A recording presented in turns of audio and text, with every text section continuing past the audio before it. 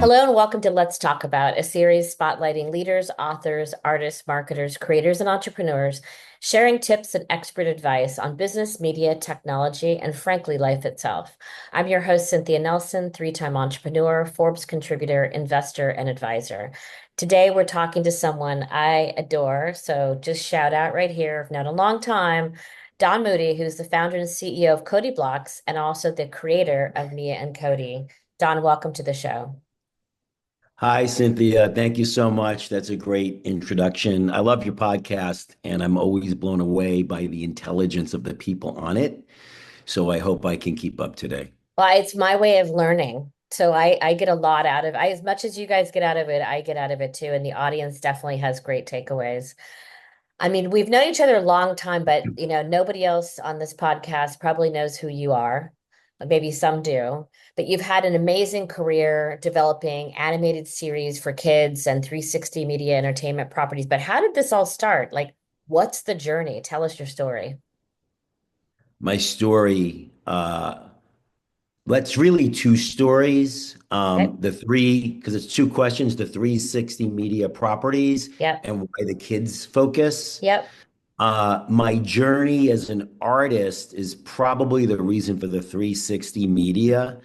I have been in search of a bigger canvas ever since I dropped out of the School of Visual Arts. Hmm. I started as a painter, oil on canvas in Manhattan back in the day in the 90s, and literally just strapped canvases to buildings on the streets of New York, painted all day.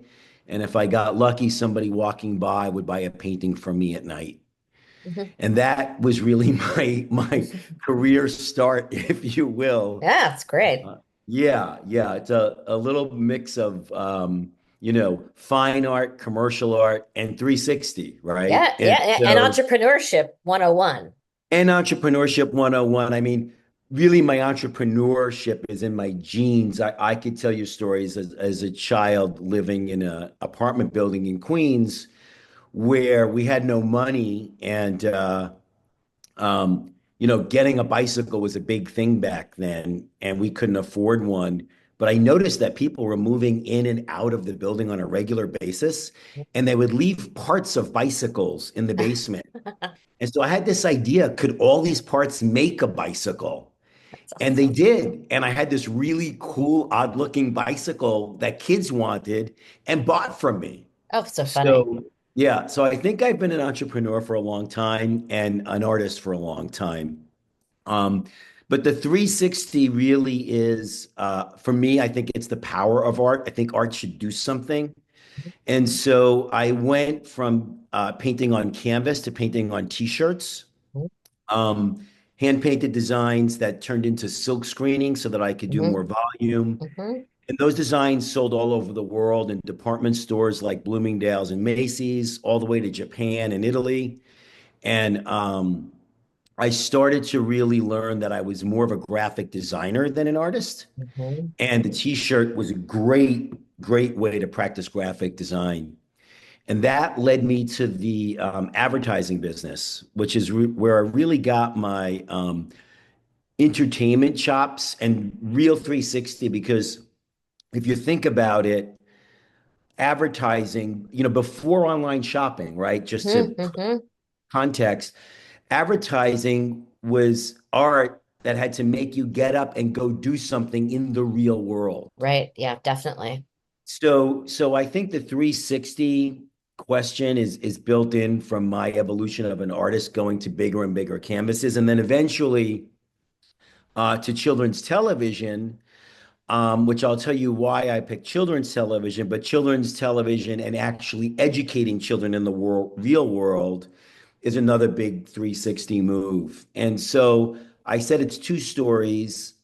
The second story is my daughter Liola, my firstborn. When my wife at the time told me she was pregnant, I knew I had like 9 months to figure out how to be a parent because unfortunately my father left when I was two, and I didn't really have a role model. Mhm. And I spent a lot of time journaling every morning for 9 months, and I came up with nothing. And I burnt all the journals. And so the only idea I had was lead by example. Mhm. And so I didn't really want to be in advertising anymore. I wanted to do something that would help kids so that when I sat at the breakfast table with my children and talked about what I do for a living, that I could lead by example. And in advertising, you do a lot of research around a problem, whatever the Yep. friction is, and then you go in and tackle the problem. So I approach children's television really the same way. There was a problem in America with literacy, which Yeah. I was shocked to learn, by the way. Yeah. Even more surprising, there was an answer. There was a longitudinal study done by Hart and Riceley Hmm. that actually said the the answer to why children do better in the first grade than others is because the children that do better hear 30 million more words than the children Wow. that don't. Yeah. And it's Interesting. just parents that talk in the home. They Right. tend to be more positive words, which is Hmm. also super important. Not don't do this, not Hmm. don't speak until spoken to. Right. Um, and so I was like, I could work with that. That's something I could deliver. And so I came up with the idea of a world of words, which then became the show that I'm most famous for, which is WordWorld, Yeah. which I'm not going to talk too much about because really you have to see it to get it. But it's basically letters that come together to form the thing that they are. So the letters DOG would morph together and become a dog, a fun, lovable dog that you would want to go on stories with because it's important when working with children to get their attention first and then teach them. And so I had no idea how to make a television show. And I thought, well, how hard could this be? I've started so many other businesses from scratch without really understanding anything about them. And so it was a little harder than I thought. And I realized since I was going for 360 experience anyway, and since it was better to show than tell when it's a Mhm. really visual idea, I realized that the path to market would be to first make a toy, a manipulative that could actually teach children these words. And if I could do that, then making the television show would make sense because that would be the greatest exposure that I could get to children, and especially Title I children on PBS in the United States. Mhm. So the canvas got bigger, it became a TV show, but it started with a toy. And we did tons of research with kids to show that it actually worked because I didn't want to put a couple of years into my life, which is what it takes to make a television show, Yeah. into something and then find out later it didn't work. So I did Right. the Right. research first. We made the toys, and they worked. And so then I had to make a TV show. I pitched PBS 3 times. They said no 3 separate times because I didn't know how to pitch a TV show back then. Yep. And I finally decided, well, the entrepreneur part kicked in. Like, where do they get their funding from? And it's the Corporation for Public Public broadcast. Broadcasting. Yep. So I pitched them and they said no. And I said, huh, where do they get their money from? And they said the U.S. Department of Education. So I pitched them and I ended up winning an enormous grant from the Department of Education, which then made PBS say, sure, we'll air Word World, which was great. And I love that they came around because, you can't make a television show by yourself. It's a huge team. It takes over 100 people working all around the world to make a Yeah. show. Yeah. And with PBS, I was really able to reach the children that I wanted to, the Title I children in America. And going back to the 360 part is, you know, I realized that a lot of people were just making television shows and then doing nothing else. But Hmm. I had this toy, this manipulative that really worked. Hmm. So I reached out to Riff, Reading is Fundamental. Hmm. And it turned out they were delivering books to these Title I homes where children couldn't read and the Right. parents couldn't Couldn't read. read. Right. Right. And having grown up poor, I knew that. So it was Yeah. actually an advantage. And I was like, hey guys, have you ever thought of handing out videos and toys to teach kids how to read? Right. And so that was really the 360. It was a huge breakthrough for RIF. We I'm donated sure. millions of dollars and affected so many children's lives. To this day, I get emails from all over the world, either from parents or children that have now grown up and have kids of their own, about how WordWorld really changed their lives and had major breakthroughs with children with dyslexia and learning disabilities. I bet I remember the product. So I Oh, you first saw do? it I saw it in Target. I remembered the product so well.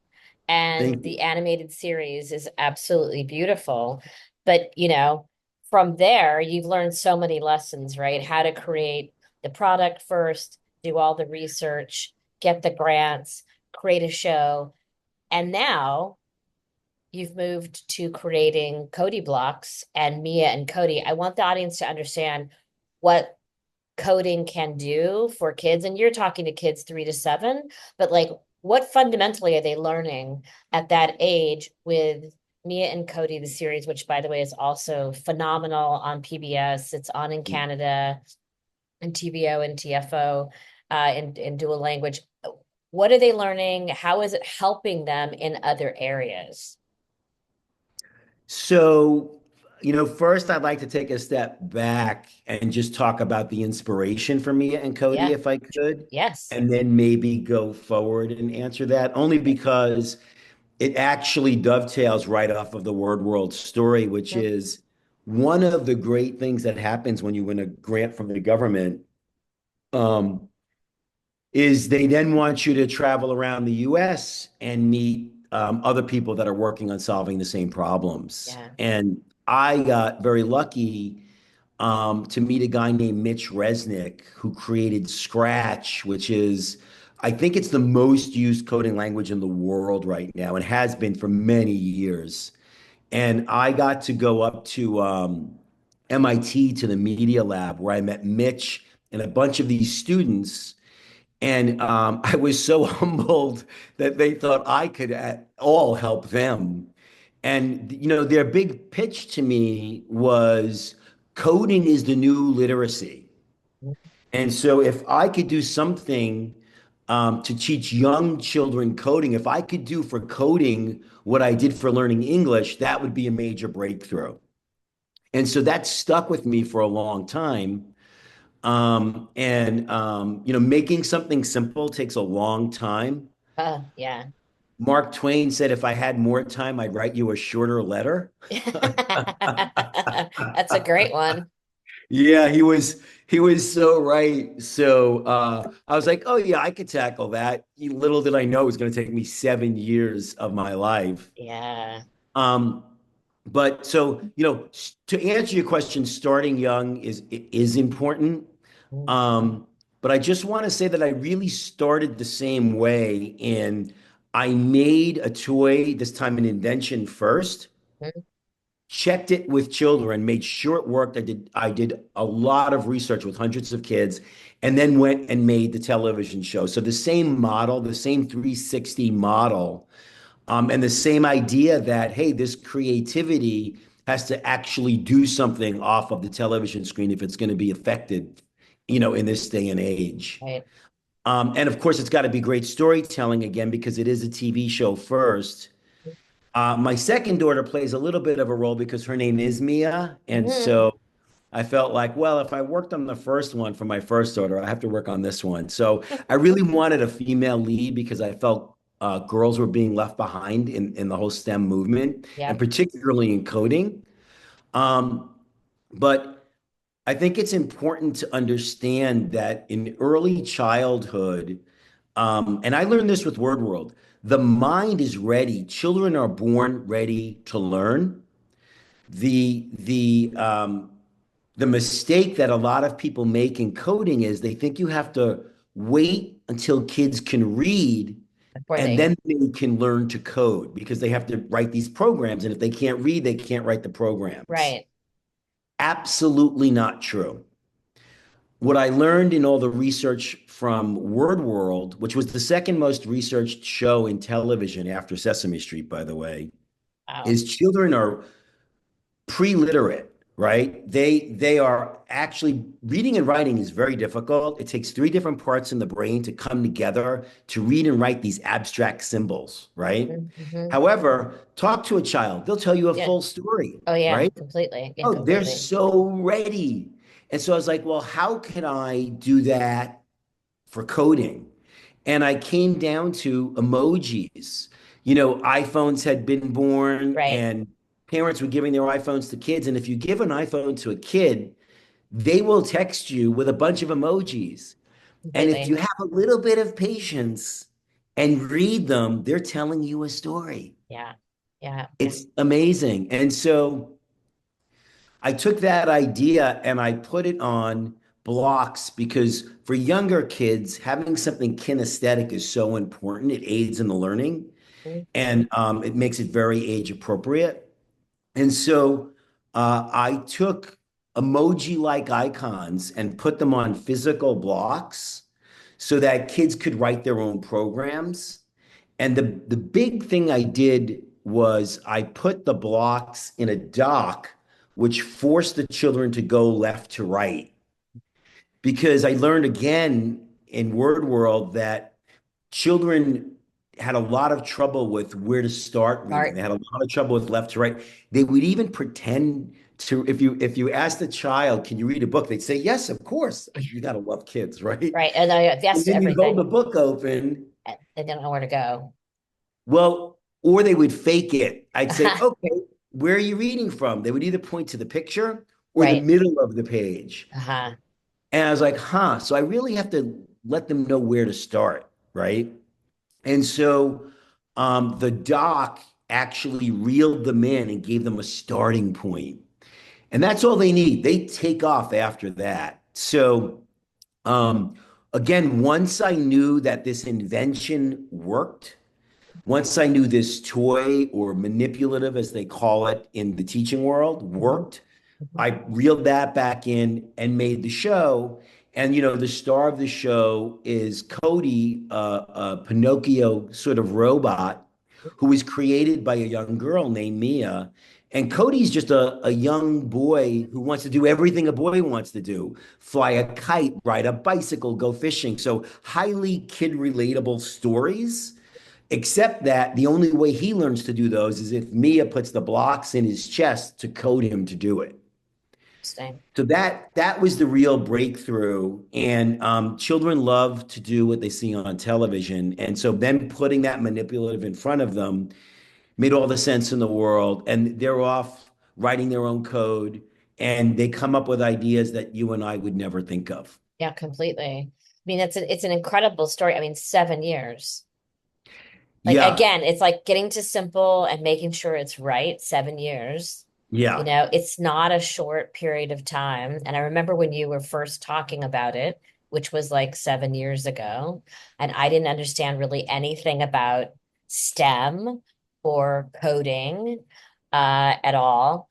But now you come kind of full circle to how STEM and STEAM are so important for this younger audience to learn. And I love the fact that it's a female lead and a female Thank you. character lead because it's really important to see girls out front, and she's multicultural Yes. as well, which I think is also super important. Um, what's different now with kids and the education, especially with AI coming in? What's your opinion about how that's going to interact, good, bad, or indifferent?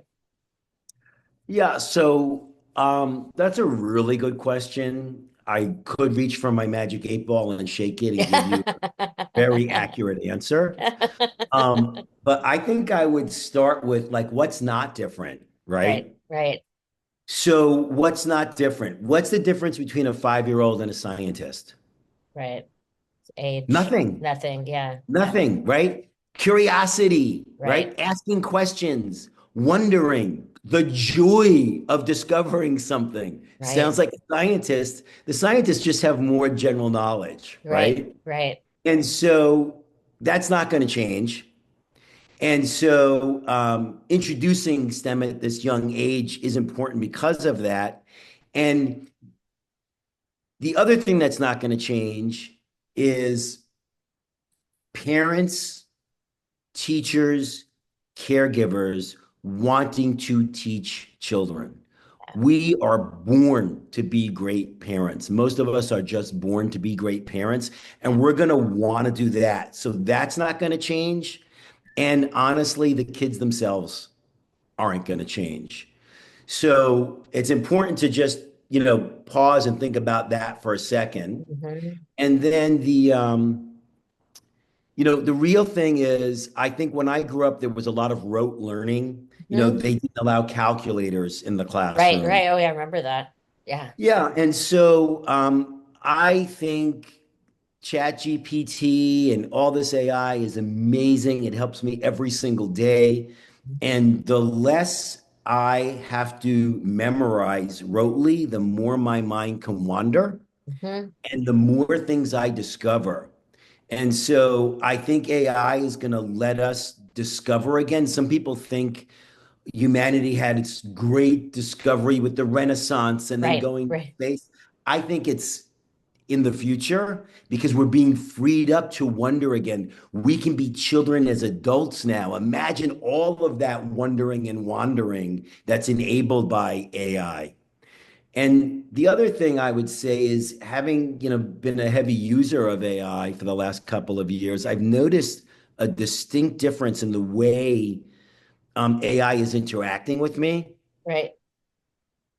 It's positive, Hmm. friendly, and Hmm. optimistic. Hmm.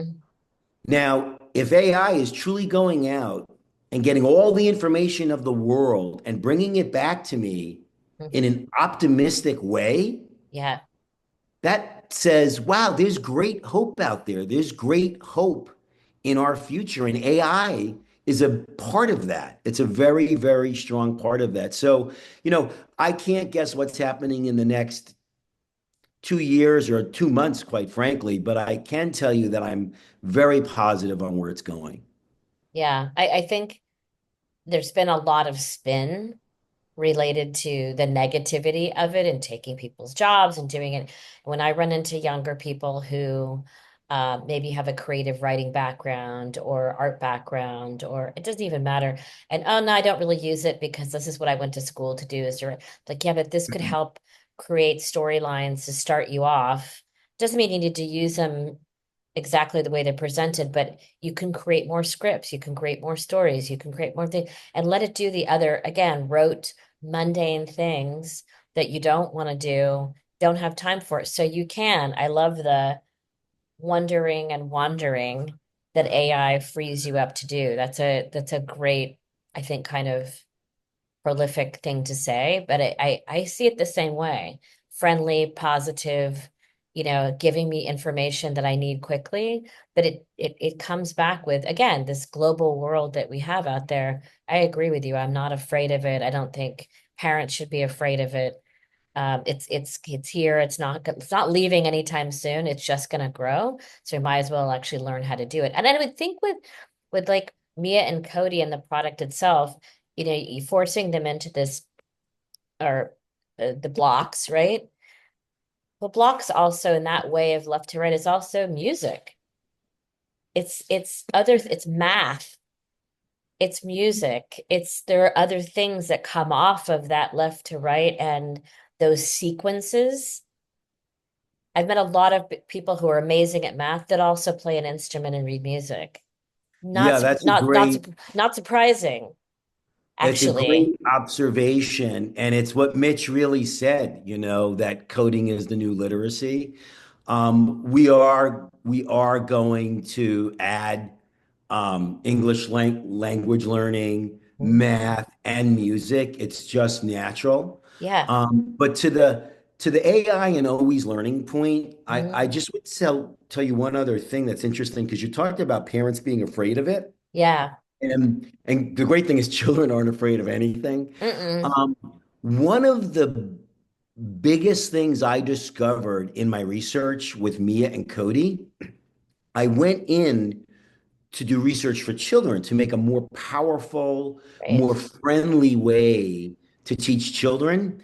But every time I left the research, inevitably, because you go to classrooms for Yeah. this, Right. So yeah, teacher would exactly. tap me on the shoulder and say, I just want to let you know, if I knew coding was this easy, I wouldn't have been afraid to bring it into my classroom. There you go. And so it dawned on me the number one friction point in teaching this to children are the adults. The adults, yeah, completely. And so I ended up making a product for teachers. If you can make it friendly enough and easy enough for a 5-year-old, you can make it friendly enough and easy enough for a parent or a teacher. Exactly. And so that's why we're selling Codie Blocks directly to schools, Yeah. because in the end, the demand was from the teachers, and they were relieved that they could teach this easily. And I think that's, well, it's not directly an AI story. Yeah. It just shows you how Yeah. we can continue to learn if it's made simple enough. And that's what Yeah. AI is doing for us. Yeah.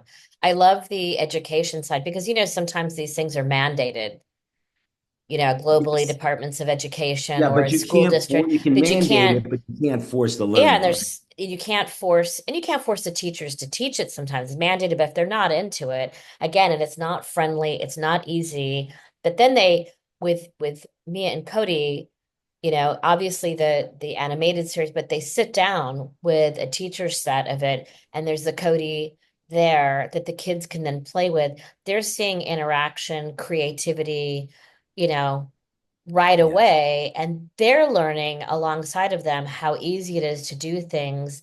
And it's probably generating a lot of new ideas for how teachers teach as well in schools. Yeah.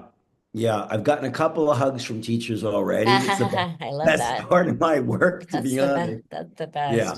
Yeah. So you've got the education piece, and if someone wants to go out and buy, first of all, watch and buy, what did they do? I mean, you've got the education kind of Sure. piece covered, but if you're a parent that says, "Oh, I really want to learn more about this, where can I?" Obviously, PBS is the place to watch in the US and TVO and TFO in Canada, but where else? Like I want the product at home. I don't want to buy a teacher's edition, right? I want it at home. What do I do?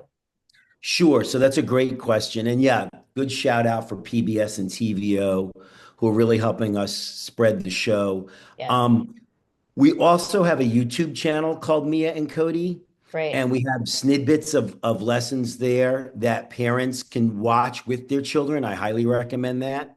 And we've made it a lot simpler than the in-school program Yeah, because teachers are professionals. yeah, We are finishing up the rest of this year working with teachers because we're learning from them. yeah. And we're making a consumer version, which will be ready at the end of the year. And so if you go to either codieblocks.com, um, now the teacher version, quite frankly, is easy enough for a parent to use right now if a Right. parent is so inclined. Yeah. But we're making an even easier one. And the YouTube channel, Mia and Cody on YouTube, is the place to go right now to watch with your child. Awesome. Don, we could go on forever. I love Yeah. this conversation. It's super engaging and amazing. I applaud what you're doing. 7 years. Yeah. Not an easy lift, getting to simple and making it for kids. But I love the fact you made it easy for parents and educators because that's key. If they don't get it, the kids are not going to get it in their hands and learn from it. And they're the ones who are out there exploring the world and learning from ground zero. So thank you so much for being on the show. I really appreciate it. Everybody, Mia and Cody, you heard it first. YouTube is the place to go. Product coming out next year. And if you're an educator, we have a lot of educators listening. Dial in and pick up your products for this fall, this upcoming fall, back to school. Yeah, that's codieblocks.com is set up specifically for teachers that can go in right now. There are over 100 teachers using it right now. And I just want to say thank you because I've been listening to your podcast for a while and I'm super impressed. I'm impressed with the 360-degree kind of people you get on there. You really cover it all, which is wonderful. I mean, that's the way kids are learning today, right? I definitely have a lot of fun doing it, but thank you, Don. Have a great day. Take care. Bye bye. Bye.